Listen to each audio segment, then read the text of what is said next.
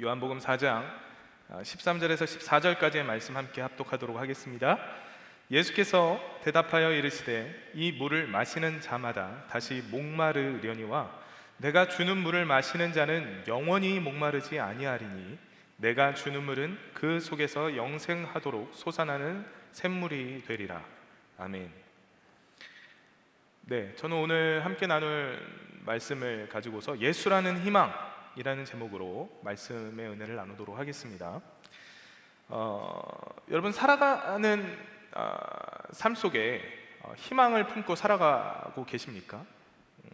사람들이 모두 다 제각기의 희망을 품고서 아마 자신들의 삶을 열심히 살아갈 거예요. 오랜 동안 병이 들어서 고통 가운데 처해 있는 환자라고 한다면 그 오랜 질병이 어느 순간 낫게 될 것을 희망하면서 그 순간순간의 아픔과 고통을 참아내며 이겨내며 살아갈 것이고요. 막 군입대한 이등병의 경우에는 언제일지 막막하지만 전역할 날이 다가올 것을 마음 가운데 희망으로 품고 그 하루하루의 힘든 훈련들을 잘 극복하며 살아갈 것입니다.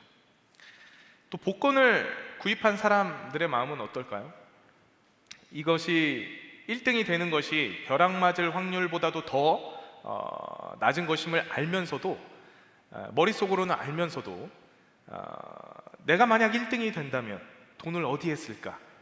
뭐에 사는데 쓰고 뭐 집을 살까 차를 살까 이런 고민들을 하며 희망을 갖고 살아가기도 합니다. 그런데 이렇듯 제각기 다른 모습에 희망을 품고 살아가는 사람들의 모습을 보면서 아무리 헛된 희망을 품고 살아가는 사람일지라도 희망을 품고 살아가는 사람들에게는 미래가 있다는 사실을 우리는 알 수가 있어요. 그 미래를 그려낼, 그 미래를 만들어낼 힘이 지금 현재 희망이 있기 때문에 가능한 것이기 때문입니다. 오늘 말씀을 보면 희망 없이 살아가는 한 여인이 등장을 합니다. 희망이 없다라는 것은 곧 미래도 없다는 것을 의미하는 것이죠. 그리고 이 희망 없는 한 여인의 불쌍한 모습을 보고서 그 여인에게 찾아와 그 희망을 주시고자, 미래를 주시고자 희망의 메시지를 선포해 주시는 예수님의 모습을 우리는 살펴볼 수가 있습니다. 말씀으로 들어가서 예수님께서 그의 제자들과 함께 유대 땅을 떠나서 갈릴리 지역으로 이동하시다가 어느 지역을 통과하냐면 사마리아라는 지역을 통과합니다.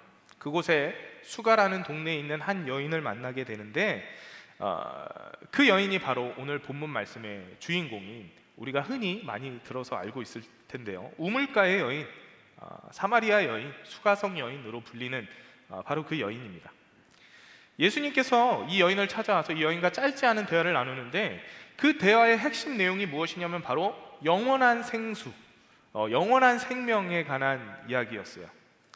말씀을 보면 예수님께서 먼저 이 여인에게 말을 겁니다. 무엇이라고 말을 거냐면 물 좀 달라고 이렇게 요청을 해요. 여인은 처음에 왜 나에게 이 사람이 물을 달라고 하는지 조금은 불편하고 조금은 부담스럽고 조금은 어색하고 답하기 좀 꺼려하는 모습을 보입니다. 4장 9절 말씀을 한번 볼까요? 사마리아 여자가 이르되 당신은 유대인으로서 어찌하여 사마리아 여자인 나에게 물을 달라 하나이까 하니 이는 유대인이 사마리안과 상종하지 아니함이러라.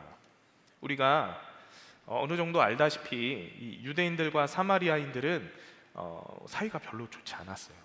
사이가 별로라고 말하면 뭐하고 매우 좋지 않았습니다. 유대인들의 시각에 있어서 이 사마리아인들은 이방인과 같은 자들이었어요. 같은 민족이라 할 수 없는 자들, 아니 이방인보다 더 천한 자들, 멸시받아야 하는 자들, 변절자들처럼 여겨지던 존재였습니다. 이러한 관계가 형성되어진 데에는 이 역사적인 흐름 안에 여러 가지 사건과 이유들이 존재를 합니다만 자세한 이야기를 다룰 수는 없고 이 유대인들이 사마리아인들을 그만큼 싫어했다, 매우 멸시하고 사람 취급하지 않았다 정도로 우리가 전제하고 말씀을 보시면 유대인들의 사고방식을 이해하고 보시면 성경이 보다 더 이해가 잘 되어지실 것입니다. 그래서 오늘 이 만남을 보면 예수님은 유대인이었잖아요. 그죠? 예수님은 유대인이었는데 이 사마리아에서 만난 이 여인은 분명히 사마리아인이었거든요. 그렇기 때문에 예수님께서 물을 달라고 사마리아인에게 요청한 사실은 매우 이례적인 일이었어요. 예수님의 요청에 사실 이 여인도 매우 놀랐을 수도 있어요. 매우 놀라서인지 아니면 유대인에 대한 사마리아인들도 당연히 반감을 가지고 있기 때문에 그 반감 때문인지 왜 나에게 물을 달라고 하느냐, 오히려 이렇게 되묻거든요. 그러한 여인의 반응에, 그러한 여인의 말에 예수님께서 무엇라고 얘기하시냐면 10절 말씀 보겠습니다. 예수께서 대답하여 이르시되 내가 만일 하나님의 선물과 또 내게 물 좀 달라 하는 이가 누구인 줄 알았더라면 내가 그에게 구하였을 것이요 그가 생수를 내게 주었으리라. 아멘. 여러분, 여인 입장에서 사마리아인 여인 입장에서 한번 생각해 봅시다.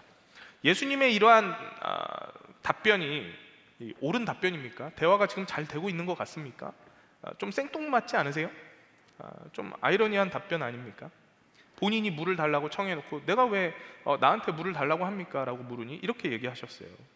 하나님의 선물은 뭔지 갑자기 선물에 대한 얘기를 하시고 또 오히려 그 영원한 생수를 내가 당신에게 막 달라고 했을 거라고, 뭐 도통 이해할 수 없는 이야기를 막 하셨어요. 누가 봐도 이 올바른 대화의 과정이라고 볼 수는 없었을 것 같아요. 이렇게 대화가 잘 되어지지 않는 것, 이 여인이 이렇게 예수님의 답변을 이해할 수 없었던 이유가 바로 이 여인은 눈앞에 있는 그 우물가의 물을 바라보고 있었거든요. 그 보여지는 물질과 유대인과 사마리아인의 이 관계, 즉 현재 실제의 상황과 환경을 기반으로 해서 대화를 하려고 하고 있는데 이 예수님께서는 갑자기 이 땅에서 이 보여지고 만들어진 이 관계나 보여지는 물질적인 것들을 다 떠나서 하나님의 선물, 즉 구원과 영생에 대한 개념에 대해서 답하고 있었기 때문이에요. 여인은 단순히 이 처음 보는 남성이 목이 너무 말라서 사마리아인인 자신에게까지 이렇게 물을 달라고 청하는구나, 이 정도로만 생각하고 있었어요. 그러나 예수님의 목적은 분명히 달랐어요.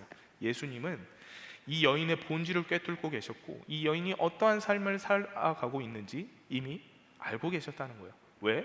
그래서 만나러 오셨거든요. 이 여인이 그토록 간절히 구하는 영원한 생명에 대한 얘기를 해주시기 원하셨어요. 그리고 그 영원한 생명을 전달해주기 위해서 먼저 여인을 찾아와 다가와서 말을 건네셨다는 거예요. 사실 우리가 그동안 이 말씀을 접할 때, 묵상을 할 때 이 우물가의 여인이라는 이 사마리아인 여인에 대한 이미지가 어떻게 그려지시나요? 어떻게 그려지십니까? 음란한 여인으로 흔히 잘 알고 있죠. 남편을 5이나 두고서 또 다른 남편과 살아가고 있다라고 성경은 기록하고 있거든요. 그만큼 죄 많아 보이는 여인이었어요. 어쩜 저렇게 타락한 삶을 살아가고 있는가? 하나님의 율법에 비추어서 정말 하나도 올바름 없이 살아가고 있구나. 그냥 사실은 유대인이 아닌 사마리아인이라는 이유 하나만으로도 유대인들의 시각에 있어서는 죄인이었어요. 죄인 중에 죄인처럼 여겨졌다라는 얘기예요. 요한복음 4장 17절에서 18절 말씀 다 같이 보겠습니다. 여자가 대답하여 이르되 나는 남편이 없나이다. 예수께서 이르시되 내가 남편이 없다 하는 말이 옳도다. 너에게 남편 5이 있었고 지금 있는 자도 내 남편이 아니니 내 말이 참되도다. 이렇게나 죄 많아 보이는 여인에게, 그 음란해 보이는 여인에게 예수님께서 찾아가셔서 구원의 손길을 뻗으셨다. 그렇게 해서 이 여인이 변화되었다. 앞으로 예수님을 잘 따라 살아가는 변화된 삶을 살게 되었다 정도로의 메시지로 우리가 잘 알고 있었을 텐데, 그러나 사실 이 여인이 정말 음란했는지 알 수 없어요. 정말 음란해서 남편을 많이 두었는지 알 수 없지만 그가 우리가 알던 것만큼 더러운 죄인으로 낙인 찍어야만 한 그런 여인은 아니었다라는 사실입니다. 오히려 사회적으로 보호해줘야 할 연약한 존재였다라는 사실을 우리는 기억해야 한다는 사실입니다. 당시 이 시대상으로 여성이 남성과 동등한 사회적 지위를 누릴 수 있는 시대가 아니었어요. 여성이 어떤 남성의 재화나 자산처럼 여겨지기도 했던 시기였거든요. 그래서 어떤 일들이 이때 당시에 발생했냐면 분명히 부부관계인데 남편이 변심해서 이 아내를 그냥 버리는 거예요. 자신의 순간적인 변심에 의해서, 충동적인 마음에 의해서 그냥 아내를 버리는 그러한 일들이 발생했던 시대였다라는 것이죠. 여러분, 부부라고 한다면 어떤 관계입니까? 한 남성과 한 여성이 영원토록, 평생토록 이 생명 주신 하나님 앞에 더욱더 고귀한 자로 성장해 가기 위해서 서로가 서로를 위로하고 서로가 서로를 도우며 하나님 앞에 서로의 부족함을 채워주며 깊은 관계를 맺어 나가는 것이 바로 부부의 관계이지 않습니까?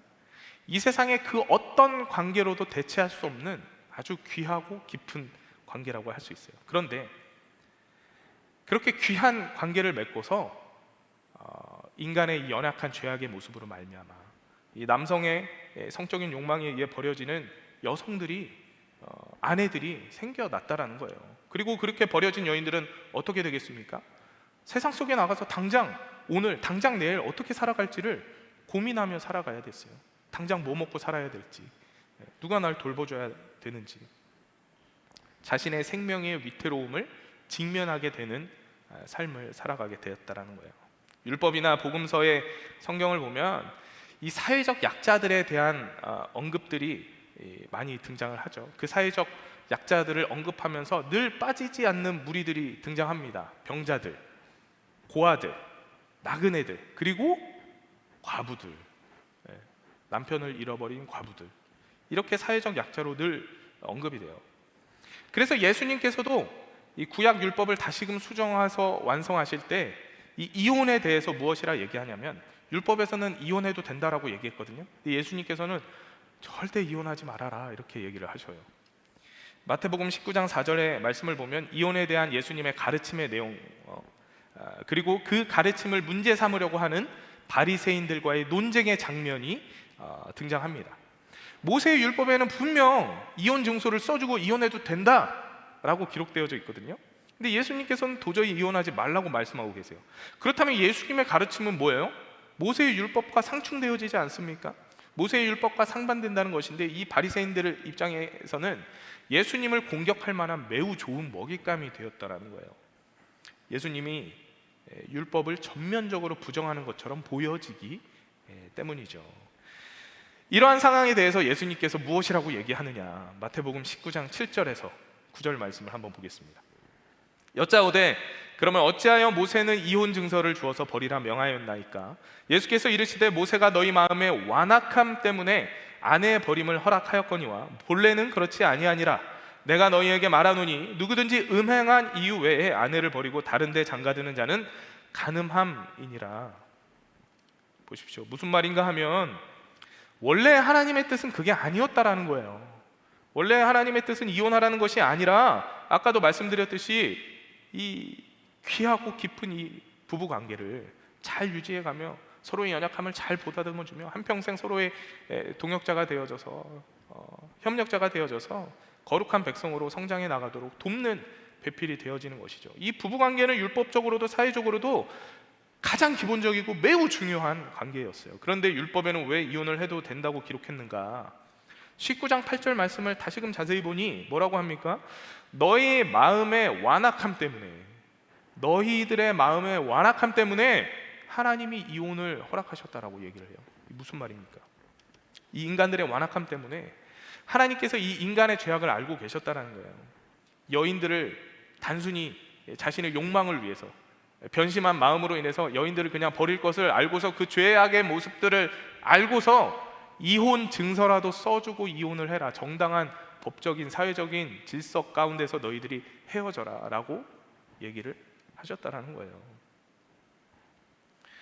당장에 이러한 사회적인 제도와 절차 없이 그냥 버림받게 되어지면 세상 가운데 나가서 그냥 사회적인 약자로 당장 죽임당할지도 모르는 그러한 삶에 처하게 될 약자들, 이 여인들을 보호하기 위해서 하나님께서 이 모세 율법을 통해서 법령을 내리셨다라는 것이죠.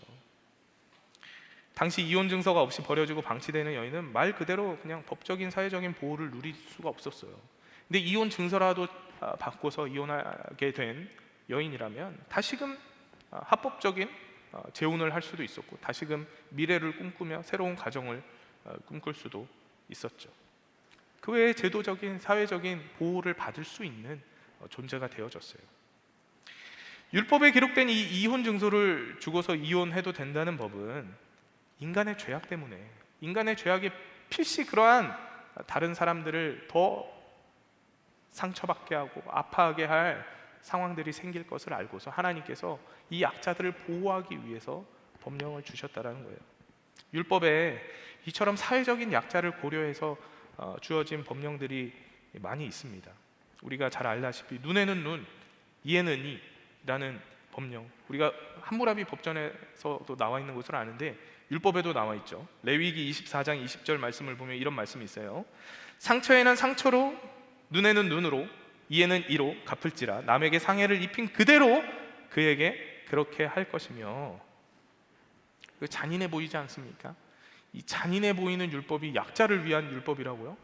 의아할 수도 있겠지만 당시 재판에서 어떤 일들이 있었냐면, 가진 것이 많은 자나 사회적인 지위가 높은 자, 권력자, 힘이 있는 자들이 자신들이 타인에게 저지른 죄의 값을 자신이 받지 않고 자기 집에 있는 하인에게, 노예에게 그 죄값을 대신 받게 했어요. 또는 돈으로, 자기가 가진 재산으로 그 죄값을 대신 치르기도 했다라는 것입니다.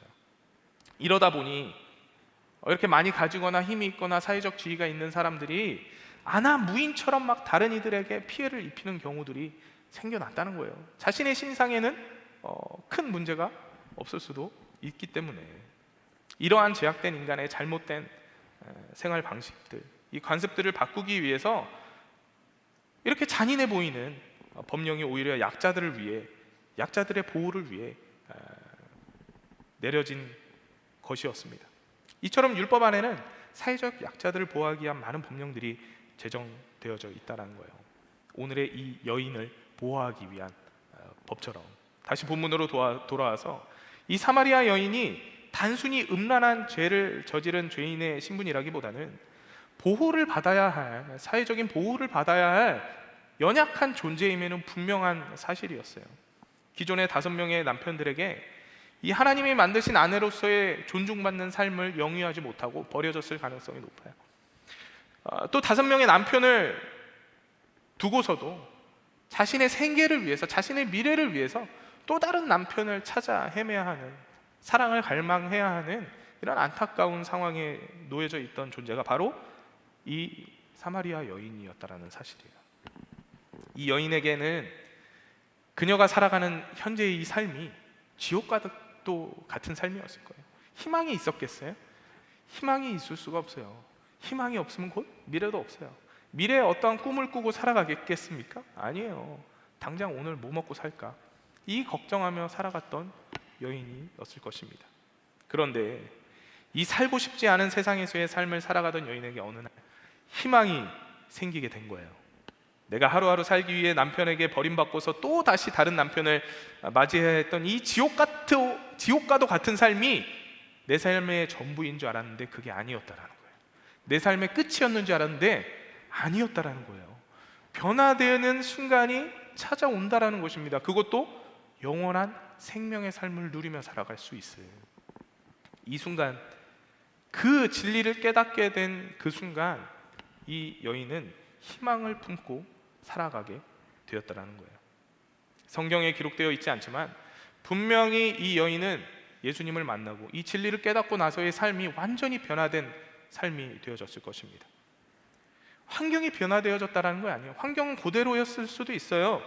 그러나 같은 환경을 살아갔을지라도 그 같은 환경을 살아가는 그 여인의 모습이, 그 여인의 삶의 태도가, 그 여인의 사고 방식이 변화되어졌다는 것입니다. 왜냐? 희망이 생겼기 때문이죠. 여러분, 다시 서두에 드렸던 질문을 드리기 원합니다. 여러분은 어떠한 희망을 품고 살아가고 계십니까?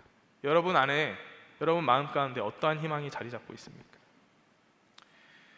예수 그리스도라는 희망, 그 희망이 여러분들 안에 얼마나 크게 자리 잡고 있습니까? 오늘날 우리가 살아가는 세상을 바라보면서 이 희망 없는 세상, 이 희망 없는 사회, 희망 없는 나라, 희망 없는 교회, 막 이렇게 마음 가운데 부정적인 생각들이 자리하고 있지는 않습니까? 아무리 해도 변화도 없고 희망을 품을 수가 없다, 이렇게 얘기하고 있지는 않습니까? 그러나 그렇지 않습니다, 여러분. 교회를 이루고 있는 우리가 곧 교회이잖아요. 우리가 희망이 있다면 교회에 희망이 있는 것입니다. 우리가 희망이 있다면 이 세상 가운데 희망이 있는 것이고 이 나라와 민족 가운데 희망이 있는 거예요. 아유, 목사님, 나 하나 희망 갖고 살아간다고 해서 이 세상이 변화되겠습니까? 내가 살아가는 이 삶이 변화되겠어요? 우리의 공동체가 변화되겠습니까? 네, 변화됩니다. 지금 눈에 보이지 않는 것, 눈에 보이지 않아 보일 뿐이에요. 그 작은 변화가, 나의 삶에 일어나고 있는 나의 작은 변화가 한참 후에 어마어마하고 크고 이루 설명할 수 없는 큰 변화가 되어져 나타나게 될 수 있다는 것입니다. 나비 효과라고 하죠. 지구 반대편에서 아주 작은 나비의 날개짓 하나가 거대한 폭풍으로 이어지기까지 한다는 것. 이처럼 변화는 눈에 보여지는 어떠한 큰 것이 내게 한순간에 다가오는 것이 아닙니다. 무언가가 급진적으로 나타나는 것이 아니에요. 우리의 내면이 변화되어지고 변화되어진 나의 삶의 사고방식과 태도를 통해서 내가 살아가는 삶의 모든 환경 가운데 그 긍정적인, 그 희망의 삶이 전도되어지는 것, 그것이 바로 변화입니다. 그렇게 조금씩 아주 점차 변화되어지는 삶을 우리 모두가 함께 이루어 나간다면 우리의 공동체는 변화되어질 수밖에 없어요. 우리가 살아가는 이 세상은 변화되어질 수밖에 없는 것입니다. 그런 작은 희망들이 모이고 모여서 큰 변화를 이루고 성숙하고 거룩한 하나님의 나라를 만들어갈 수 있는 것입니다. 여러분, 반딧불이라고 아시나요? 실제로 본 적 있으신가요? 저는 시골에서 본 적이 있는데 신기하긴 해요. 신기합니다. 몸에서 빛이 나니까 발광을 하는 생명체거든요. 근데 이 한 마리를 따로 잡아서 보면 보잘것없어요, 그 빛이. 그런데 온 동네에 그 반딧불이가 가득한 지역을 지나갈 때 보면 달빛도 없는 어두운 밤에 엄청나게 그 동네가 온통 밝아지는 것을 볼 수가 있습니다. 이 반딧불이 작은 한 마리 한 마리의 불빛으로는 아무것도 아닌 것 같아 보이는 빛이지만 그것들이 모이고 모여서, 작은 것들이 모이고 모여서 큰 빛을 이루어갈 때 온 동네를 밝힐 수도 있을 만한 큰 능력의 변화가 일어난다라는 것이죠. 여러분들 아실지 모르겠지만 제가 한참 학창 시절에 그리고 청년의 때에 좋아했던 그룹이 있어요. G.O.D라고. 이름도 G.O.D입니다. G.O.D. 여러분들 아실지 모르겠어요. 이 G.O.D 그룹의 노래 중에 촛불 하나라는 노래가 있습니다. 근데 이 노래에 어떤 가사가 있냐면 이런 가사가 있어요. 제가 한번 불러드리겠습니다. 하지만 그렇지 않아 작은 촛불 하나 켜보면 달라지는 게 너무나도 많아. 아무것도 없다고 믿었던 내 주위에 또 다른 초 하나가 놓여져 있었기에 불을 밝히니 촛불이 2개가 되고 그 불빛으로 다른 초를 또 찾고 3개가 되고 4개가 되고 어두움은 사라져가고. 네, 감사합니다, 여러분. 아시는 분들이 꽤 있으시군요. 그냥 박수 치신 건가요? 네. 참 어렸을 때는 생각 없이 들으면서 그냥 좋은 노래다 했었는데 이 가사를 이렇게 보니까 매우 의미 있는 희망의 메시지가 담겨져 있어요. 굉장히 복음적인 가사였습니다. 이 가사가 전달해주고자 하는 의미가 무엇입니까? 희망이 없어 보이는 그 어두움 가득한 곳에서 아무것도 아닌 것 같은 이 작은 촛불을 한번 켜봤더니 또 다른 초가 숨겨져 있는 거예요. 그 다른 초, 그거 켜봤자 뭐 하겠습니까? 근데 또 켜보니까 보이지 않던 곳에 또 다른 초가 숨겨져 있는 거예요. 그렇게 초를 하나하나씩 켜다 보니까 나중에는 그 작은 촛불들이 모이고 모여져서 거대한 큰 불빛을 이루게 되었다라는 내용이죠.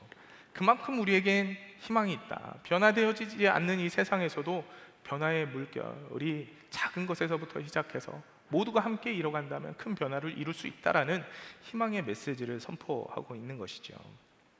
전혀 길이 보이지 않고 희망이 없는 환경 속에서 우리 그리스도인들은 세상 사람들에게 무엇을 말해야 할까요? 어떤 희망을 전달해야 하겠습니까? 확고한 뜻과 행실로서 이 믿음 없는 자들에게 나는 희망을 품고 살아가는 자입니다. 내가 살아가는 삶은 이러한 희망을 꿈꾸며 살아가는 삶입니다라고 확고하게 답해 줄 수 있어야 하지 않겠습니까? 그 답이 무엇입니까? 바로 예수라는 희망. 그 예수라는 희망을 품고 내게 주어진 그 아무것도 변화되어지지 않는 것 같은 보잘것없는 삶을 최선을 다해서 열심히 살아가는 것, 그것이 그리스도인들이 믿지 않는 자들에게, 세상 사람들에게 해줄 수 있는 최고의 모범 답안이 되어질 것입니다. 말씀을 맺도록 하겠습니다. 실패하고 희망 없는 삶이라 여겨졌던 이 우물가의 여인의 삶은 예수님을 만난 이후로 삶이 변화되어졌어요. 현실적인 환경은 변화되어지지 않았을지 몰라도 그 삶을 살아가는 이 여인의 태도와 마음이 변화되어졌다는 거예요. 왜요? 희망을 갖게 되었기 때문에, 이 예수라는 희망을 갖고 살아갈 수 있게 되었기 때문이죠. 사랑하는 여러분, 희망을 품고 살아가십시오. 희망 없이 이 하루를 낭비하지 마십시오. 단 하루를 살더라도 하나님 나라에 대한 온전한 희망을 내가 품고 살아간다라면 그 하루는 내가 일기에 적으면 아무 일이 일어난 것 없는, 그냥 보잘것없는 하루처럼 보여질지라도 하나님과 동행한, 하나님이 예비하신 가장 의미 있는 삶을 살아갔던 하루가 되어질 것입니다. 그 작은 희망이 나의 삶을, 그리고 내 주변에 나의 환경에 있는 다른 이들의 삶을, 우리 공동체의 삶을 온전히 변화시킬 것을 기대하면서 그 꿈을 버리지 않고서 예수라는 희망을 품고 살아가는 저와 여러분들 되시기를 간절히 축원드립니다. 기도하겠습니다. 살아계신 하나님 아버지, 우리가 주의 이름으로 모여 함께 예배할 수 있도록 우리의 마음과 우리의 육신과 우리의 모든 환경을 인도해 주심에 감사드립니다. 늘 연약한 마음으로 이 땅에 소망을 품고 변화되어지지 않는 나의 삶의 모습을 바라보며 원망과 불만 섞인 삶을 살았던 우리의 삶을 회개하며 나아갑니다. 주님 주신 마음 늘 지켜 그 예수라는 희망을 품고 살아갈 수 있는 자들 되게 하시고, 그 예수라는 희망이 때로는 내 삶에 있어서 아무것도 아닌 것처럼 보여질지 몰라도, 아무런 변화가 일어나는 것처럼 보일지 몰라도 변함없이 내가 그 희망을 품고서 세상 가운데 내게 주어진 이 작은 삶을 최선을 다해 묵묵히 살아갈 수 있는 하나님의 희망을 품고 살아가는 자녀들 되게 하여 주시옵소서. 주님이 이끄셔야 합니다. 주님이 돌보셔야 합니다. 늘 쓰러지고 낭망하는 우리의 연약한 모습을 주님이 아시오니 주님께서 매 순간 우리와 동행하시고 그 희망을 품은 담대한 자의 삶을 살아갈 수 있도록 주님 역사하여 주시옵소서. 감사드리며 이 모든 말씀 예수님의 이름으로 기도드립니다. 아멘. 이 시간 우리 잠깐 짧게 통성으로 기도하겠습니다. 우리 오늘 함께 나눌 성찬의 예식을 위해서, 그리고 나눈 말씀을 기억하면서 이 예수라는 희망이 이 성찬의 시간들을 통해서 내 안에 나를 위해 희생하셨던 예수 그리스도의 희생이 내 마음속에, 내 삶 속에 더욱더 깊이 담겨질 수 있는 은혜의 시간들이 되어질 수 있도록 우리 이 시간 주님의 이름 3번 부르시고 간절히 기도하며 나아가겠습니다. 주여, 주여, 주여.